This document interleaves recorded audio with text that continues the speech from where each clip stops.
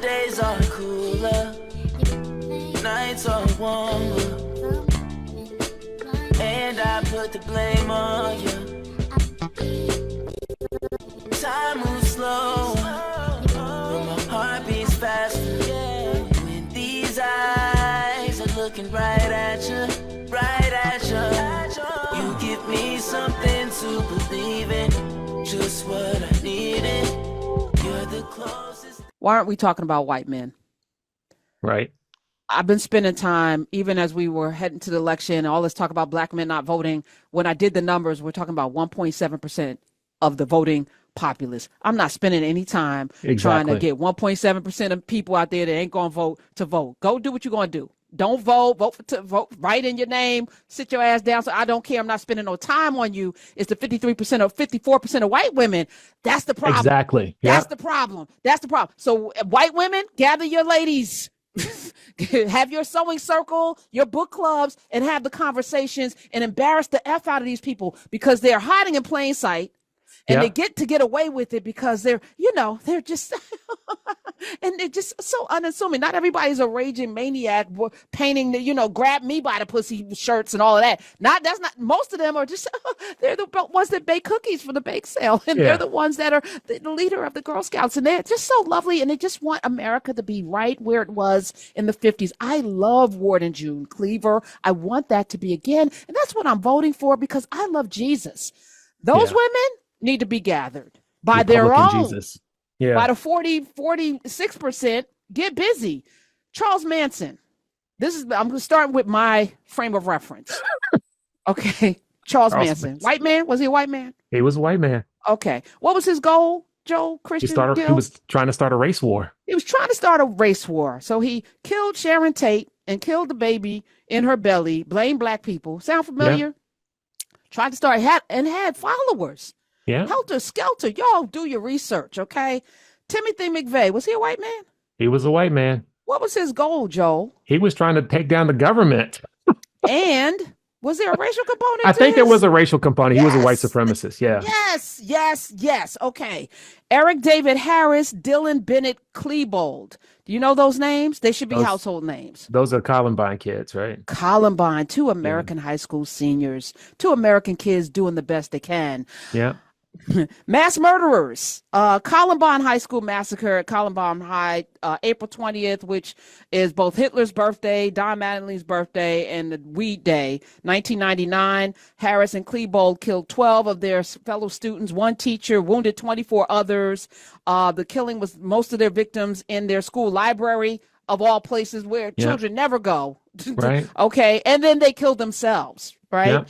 At the time, it was the deadliest high school shooting in history. It had America in a chokehold. We were so outraged. We couldn't believe it. And we did absolutely nothing about it to address what was clear at the time, that there's something wrong here. We blame video games, right? Isn't that what we did? We blamed video games. Yeah. Yes.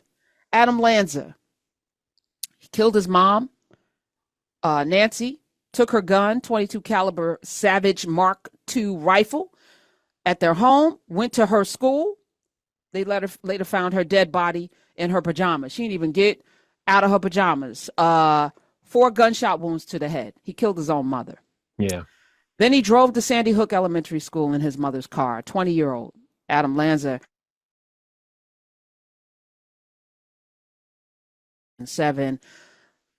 The other 6 were, of course, adult staff members. I thought this would be the case. Right. This would be the case. Yeah. It wasn't.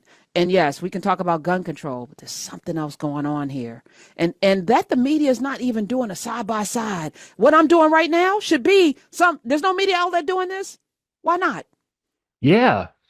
Have you ever? Because if all these were black people, there would be panels and there would be all kind of town halls. There would be all kind of reverends and all kind of folk coming around. There'd be all kind of discussions about what's wrong with black children and fatherless children and the unwed mothers. You know that. Well, also, I think it's important to say, and this is going to sound controversial, but white people don't have a community like black people do. I think there's that. And because so in general, whiteness isn't a community. There's English people, there's, they don't have a heritage. Whiteness is only in opposition to blackness, right? So they don't actually have a unifying force. Like white people in northeastern United States are way different than white people, and they don't feel like they have anything in common. If those two people got together, they wouldn't. But if a black person from Northeast and a black person from the South got together, they got something in common. Right. They got living here in America. And so that community is missing. And so like, this is going to sound funny and tongue in cheek, but where are the white leaders when they're, where are the white people with this white on white crime? Right. What? Where are the white leaders? Oh my goodness.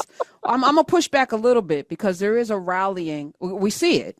Yeah. Trump would not even be in the running. He shouldn't even been close to even winning against Hillary if whiteness didn't have a rallying cry. There is absolutely a rallying cry around whiteness. And it's not opposition to blackness. It is in oppression of blackness that white exists. Yeah. It's not in opposition. They created blackness to have something to oppress. Yeah, exactly. Yeah, I have one of my students just commenting today, one of my first years, and she wants to do a story about her Armenian grandmother. And she starts talking about how when her grandmother came here, she immediately stopped using the language and stopped using the custom. I'm like, yeah, because she had to be white. And it was like, it legitimately, you could see it dawn in her eyes. She was like, you're exactly right.